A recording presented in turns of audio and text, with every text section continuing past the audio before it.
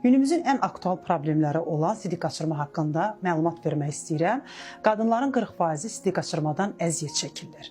Amma burada yanlış bir istiqamət alınır. Niyə? Birinci növbədə araşdırmaq lazımdır. Sidik qaçırma nə mənşəlidir? Sidik qaçırma adını eşidən kimi pasiyentlər deyir ki, mənə əməliyyat lazımdır və səhv olaraq gedirlər əməliyyata. Hansı əməliyyata? Vaginoplastik əməliyyatı. Ona görə də əməliyyatdan sonra heç bir effekt əldə olunmur.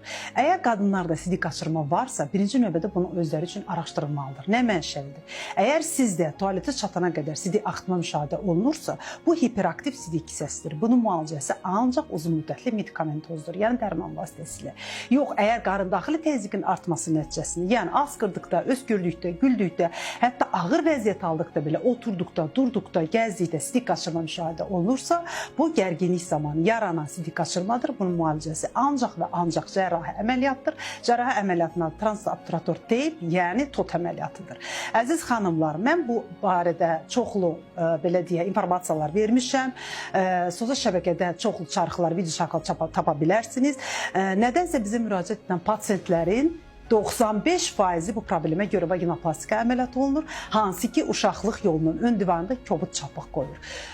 Biz də əgər əməliyyatı göstəriş varsa, əməliyyata pasiyenti götürürüksə, orada problem yaşayırıq. Çünki vaginoplastika olunmuş, belə deyək, pasiyentə setka qoymaq daha risklidir, nəinki normal toxumaya. Niyə risklidir? Çünki çapıq toxumasının trofikası, qan dövranı pozğul olduğuna görə setkanın orada, belə deyək, toxumaya uyğunlaşması problem yaradır. Ona görə də bu probleminiz varsa, mütləq və mütləq professionala müraciət edəcəksiniz, yəni uraginekoloqa. Sidik qaçırma problemi ilə yalnız və yalnız bu iş üzrə yüksək ixtisas keçmiş uraginekoloq məşğul olur. Belə.